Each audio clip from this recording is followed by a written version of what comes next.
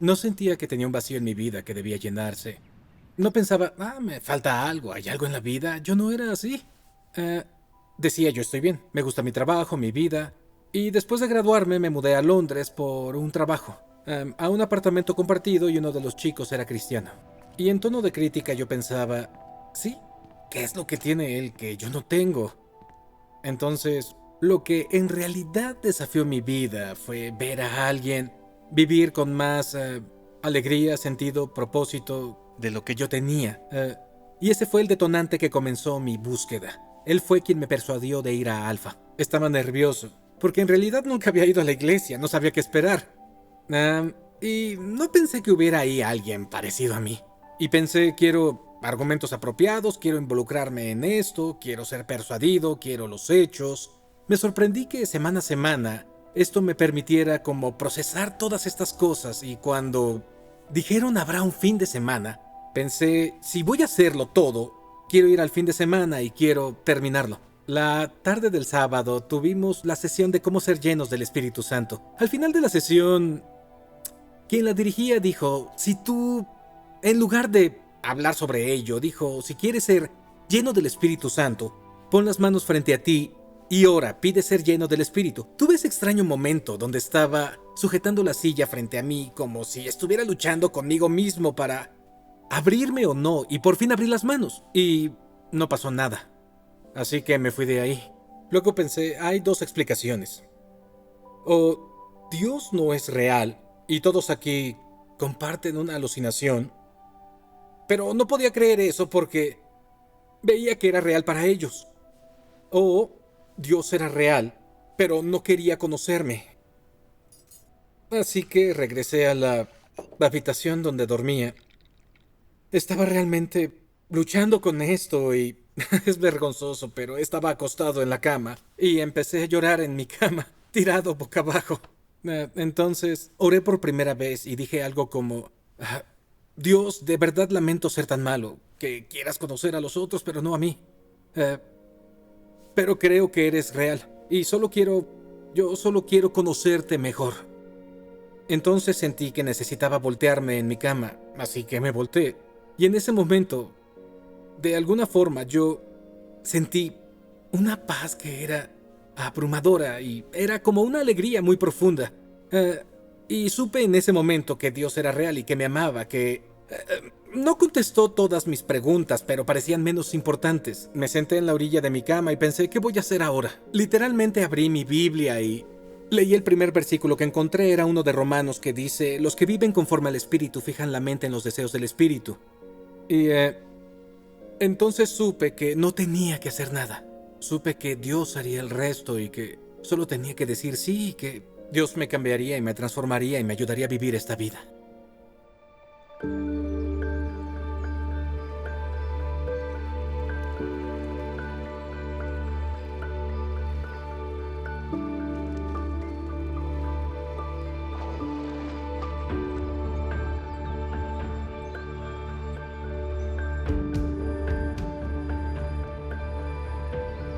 Romanos 5 dice que Dios ha derramado su amor en nuestro corazón por el Espíritu Santo que nos ha dado.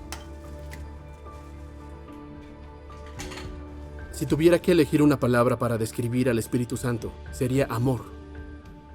Y Pablo dice en Efesios, sean llenos del Espíritu. El lenguaje que usa nos da la idea de algo que es continuo.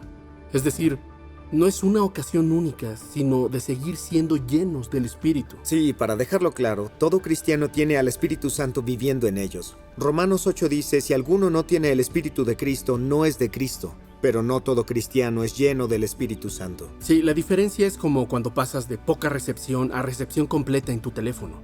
Al volverte cristiano siempre tienes una conexión con Dios porque el Espíritu Santo vive en el corazón de todo cristiano. Ser lleno del Espíritu Santo es pasar de tener solo una barra a recepción total. Hace una gran diferencia. Llena nuestros corazones con el amor y el poder de Dios, de una forma maravillosa e inspiradora, y cada uno de nosotros está invitado a experimentarlo. En el libro de Hechos, que es la historia de la Iglesia, volumen 1, vemos 5 ocasiones cuando la gente se llena del Espíritu Santo y representan 5 categorías diferentes de personas.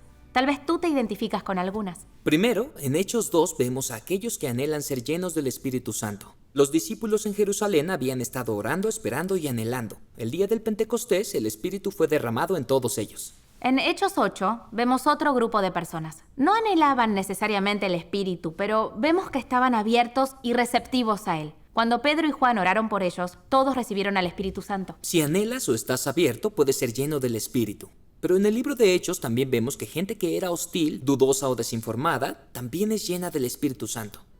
Hechos 8 nos cuenta sobre la persona que se convirtió en el apóstol Pablo.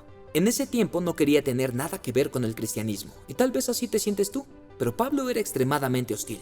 Él quería destruir la iglesia, así que viajó de ciudad en ciudad, arrestando cristianos y enviándolos a la prisión. Pero Hechos 9 describe cómo cambió completamente cuando encontró a Jesús. Dios envió a un discípulo llamado Ananías para que pudiera ser lleno del Espíritu Santo. Se levantó, fue bautizado y de inmediato empezó a contarle a las personas que Jesús es el Hijo de Dios. En Pablo vemos a un hombre lleno del Espíritu Santo, incluso siendo tan antagónico hacia la iglesia. Por otro lado, tal vez has ido a la iglesia o asistes regularmente, pero en realidad nunca antes habías escuchado todo esto sobre el Espíritu Santo. Y eso es lo que vemos en Hechos 19. Pablo está con un grupo de cristianos en la ciudad de Éfeso y les pregunta: ¿recibieron ustedes el Espíritu Santo cuando creyeron? No, ni siquiera hemos oído hablar del Espíritu Santo, respondieron. Estaban totalmente desinformados. Después de ser bautizados en el nombre de Jesús, él oró por ellos y el Espíritu Santo vino sobre ellos. Hablaron en lenguas y profetizaron. En Hechos 10, el apóstol Pedro, que era un hombre judío, terminó en la casa de un hombre llamado Cornelio, que era un gentil. No era judío. Pedro estaba compartiendo el mensaje sobre Jesús con él, su familia y sus amigos. Esto era controversial porque en ese tiempo se creía que solo los judíos podían volverse cristianos. La idea de que un gentil pudiera ser lleno del Espíritu Santo habría sido algo insólito. Pero mientras Pedro seguía hablando, dice que el Espíritu Santo vino sobre todos aquellos que oyeron el mensaje. Los creyentes judíos que estaban con Pedro se sorprendieron porque el Espíritu Santo fue derramando incluso sobre los gentiles, ya que los escucharon hablar en lenguas y alabar a Dios. Este fue un momento decisivo para Cornelio y su familia, pero también fue decisivo para la historia de la iglesia. Fue el momento que Dios lo dejó claro. Su Espíritu no se limita a un solo grupo de personas. El Espíritu Santo es para todos.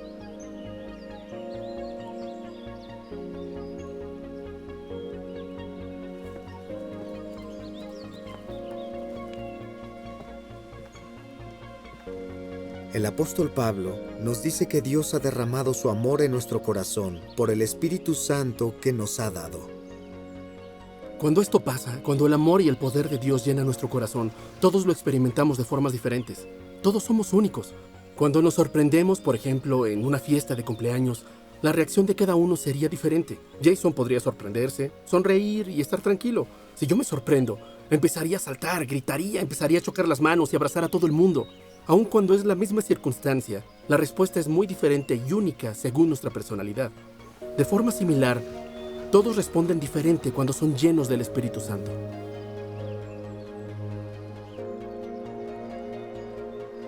Jesús dice que la experiencia del Espíritu es como nacer de nuevo. Es un nuevo nacimiento.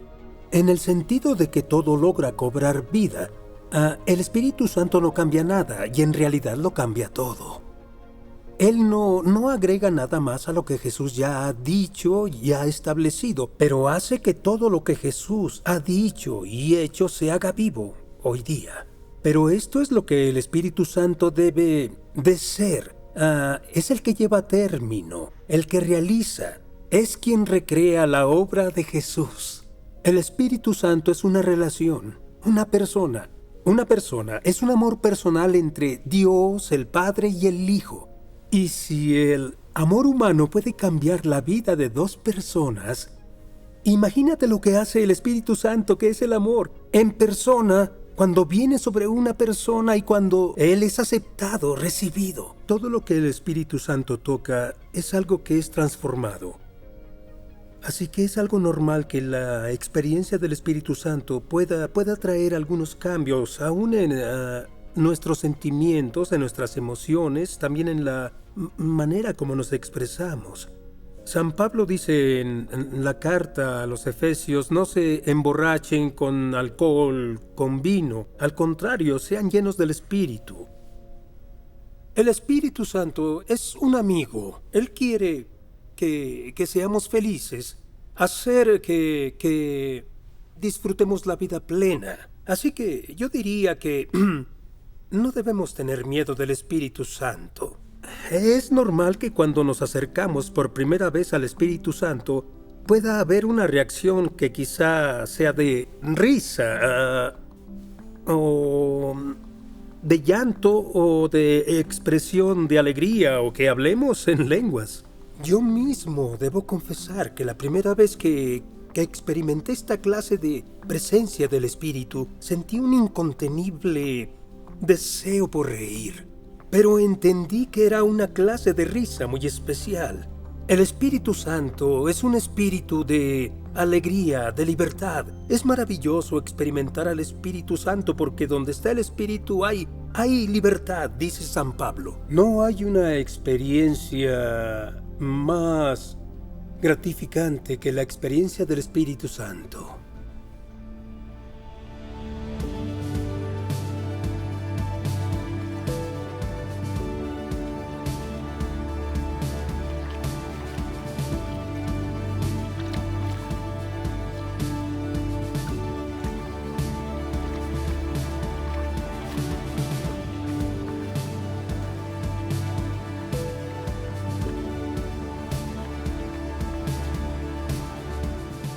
A veces experimentamos el poder y el amor de Dios de forma física.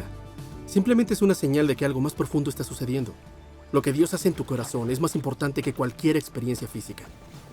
La cruz nos ayuda a entender el amor de Dios. Jesús murió por ti, así es como sabes que Dios te ama. Pero el Espíritu hace este conocimiento vivo en nuestro corazón. A través del Espíritu Santo experimentamos el amor de Dios por nosotros.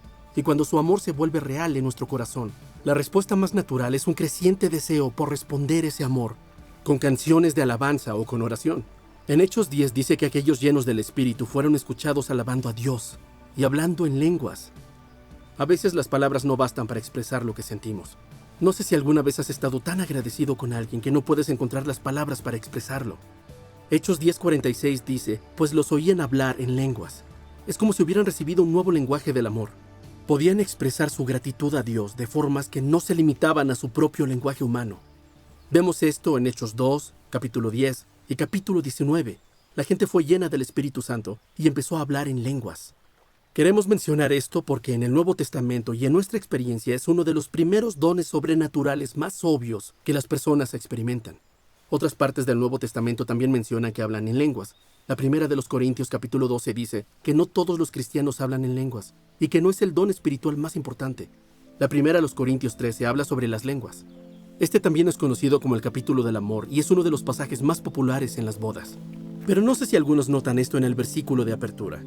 Si hablo en lenguas humanas y angelicales, pero no tengo amor, no soy más que un metal que resuena o un platillo que hace ruido.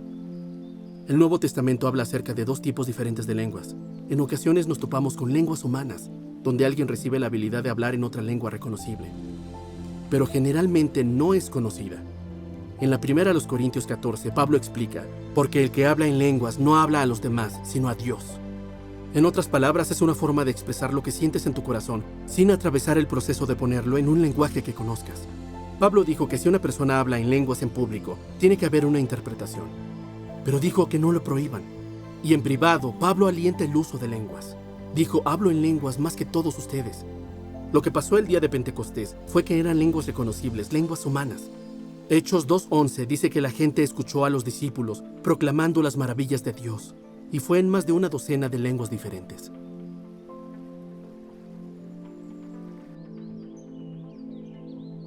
Tal vez ya te diste cuenta que en esta sesión no hemos tenido pausas para discusiones. Y esto es porque queríamos tener tiempo extra para que tú, si así lo deseas, ores y le pidas a Dios que llene tu corazón con su espíritu. Recuerdo cuando estuve en un fin de semana muy similar al de Alfa. Alguien llamado Mike Pilavachi estaba hablando. Dijo que quería invitar al Espíritu Santo a que viniera. Jamás había escuchado esa frase. Él no le pedía a Dios que se mostrara como si no estuviera ahí. Le pedía al Espíritu Santo que viniera a obrar en nuestras vidas. Recuerdo que estaba de pie junto a cientos de personas mientras él oraba, ven Espíritu Santo, te esperamos. Nos alentó para orar lo mismo y recuerdo que oré, ven Espíritu Santo. No había presión para forzar nada, dijo, no presionamos al Espíritu Santo, Él desciende. Y mientras esperaba, sentí el amor de Dios.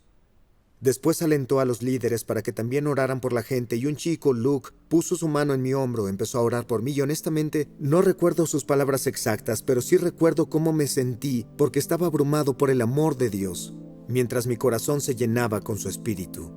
Esa noche, Dios se volvió real para mí de una forma nueva y puso un sueño en mi corazón de hacer que otros también experimenten el mismo amor. Yo quiero espagueti.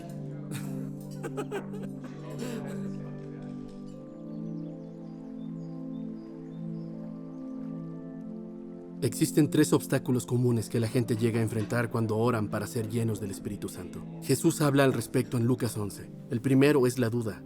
La duda suena así: no creo que si lo pido vaya a recibirlo. Jesús dice: así yo les digo, pidan y se les dará. Imagínense a los discípulos pensando: no estoy seguro. Y continúa: busquen y encontrarán, llamen y se les abrirá la puerta. Y ellos dicen: sí, tal vez para él, pero no para mí. Y Jesús continúa: porque todo el que pide recibe, el que busca encuentra, y al que llama se le abre. Otro obstáculo podría ser el miedo. Tal vez el miedo a lo desconocido o incluso el temor de que si pedimos al Espíritu Santo terminemos con algo que no queramos. Pero escuchen lo que Jesús dice: ¿quién de ustedes que sea padre, si su hijo le pide un pescado, le dará en cambio una serpiente, o si le pide un huevo, le dará un escorpión? Pues si ustedes, aun siendo malos, saben dar cosas buenas a sus hijos, ¿cuánto más el Padre Celestial dará el Espíritu Santo a quienes se lo pidan? Dios es un buen Padre Celestial. Él no va a darnos algo dañino.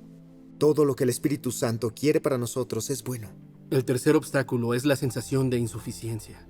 Pensamos: no soy lo suficientemente digno, no sabes cómo es mi vida. Es cierto, no te conozco, pero Dios sí, y Él te ama. Sí, o podrías pensar: no he sido cristiano el tiempo suficiente. Dios podría darle el Espíritu a una persona muy buena o a los cristianos realmente maduros, pero no a mí. Pero Jesús no dice: cuanto más el Padre Celestial dará el Espíritu Santo a los cristianos maduros o a las personas que han tenido una vida buena. No, Él dice: cuanto más el Padre Celestial dará el Espíritu Santo a quienes se lo pidan.